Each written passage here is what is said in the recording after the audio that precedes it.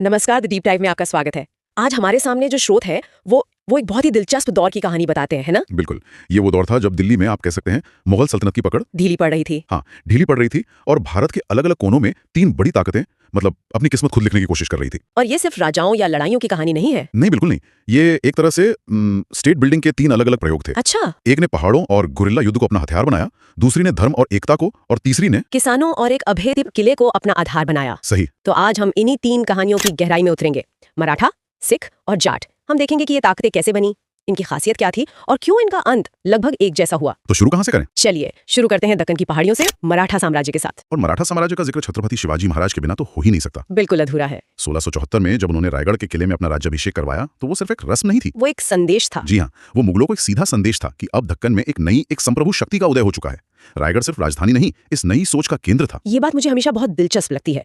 एक तरफ देखिए मुगल ताजमहल जैसी आलीशान इमारतें बना रहे थे जो उनकी शानो शौकत दिखाती थी, और दूसरी तरफ शिवाजी पूरी तरह से प्रैक्टिकल, मजबूत और मतलब सामरिक महत्व वाले किले बना रहे थे, जैसे रायगढ़ और प्रतापगढ़। सोच का फर्क यहीं साफ दिखता है। हाँ। और ये फर्क सिर्फ इमारतों में नहीं, उनकी पूरी रणनीति में था। शिवाजी के जो संघर्ष थे, चाहे वो अफजल खान का वध हो या 1665 की पुरंदर की संधि, ये सब दिखाते हैं कि वो जानते थे कि बड़ी मुगल सेनाओं को आमने सामने की लड़ाई में हराना बहुत मुश्किल है।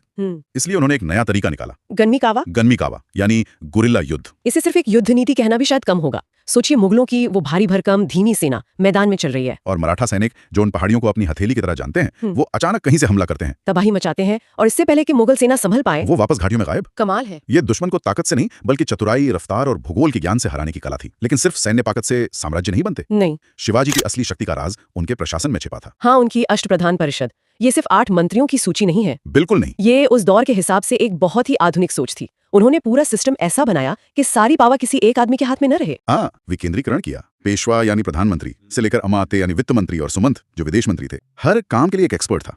तो ये एक ऐसी ब्यूरोक्रेसी थी जो मुगलों को टक्कर दे सकती थी। बिल्कुल। और इस सिस्टम को चलाने के लिए पैसा चाहिए था, जिसके लिए उन्होंने एक बहुत ही चतुर राजस्व प्रणाली बनाई। इसमें 2 शब्द बार बार आते हैं, चौथ और सरदेशमुखी।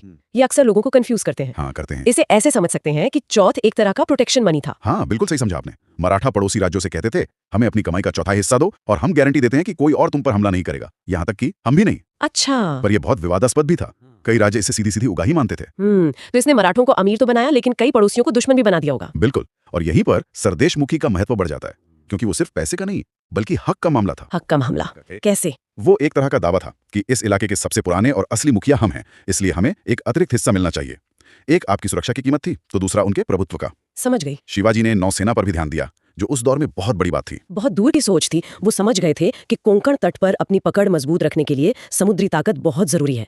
लेकिन शिवाजी के बाद कहानी बदल गई। सत्ता पेशवाओं के हाथ में आ गई। जी, और बाजीराव प्रथम जैसे पेशवाओं के दौर में तो मराठा साम्राज्य अपनी चरम सीमा पर पहुंच गया। उनका प्रभाव दिल्ली तक फैल गया था। लेकिन शायद यहीं से पतन के बीज भी पड़ने लगे थे। साम्राज्य जितना फैला, उसे संभालना उतना ही मुश्किल होता गया। हाँ, और फिर वही हुआ जो अक्सर बड़े साम्राज्यों के साथ होता है, आंतरिक फूट, कमजोर उत्तराधिकारी और आपस की लड़ाइयां। बिल्कुल। इन सब ने मराठा शक्ति को खोखला कर दिया। 3 आंग्ल मराठा युद्धों ने तो बस आखिरी कील ठोक दी, और 1818 तक सब खत्म हो गया। यह एक ऐतिहासिक सबक है। भारी खतरों से ज्यादा खतरनाक भीतरी कमजोरियां होती हैं। सही बात है। मराठा साम्राज्य का पतन अंदरूनी कलह की वजह से हुआ। एक मजबूत शासक के बाद जब नेतृत्व बिखरता है तो क्या होता है, इसकी एक बेहतरीन मिसाल है। और यही कहानी हमें एक अलग रूप में उत्तर में पंजाब में भी देखने को मिलती है। हाँ, मिलती है। पंजाब की कहानी शुरू होती है मिसलों से। गुरु गोबिंद सिंह जी द्वारा खालसा पंथ की स्थापना के बाद सिखों ने खुद को छोटे छोटे जत्थों में संगठित किया, जिन्हें मिसल कहते थे। ये कुल 12 मिसलें थीं, जैसे भंगी, सुकरचकिया, अहलुवालिया। तो ये एक तरह का संघ था। हाँ, एक कन्फेडरेसी कह सकते हैं।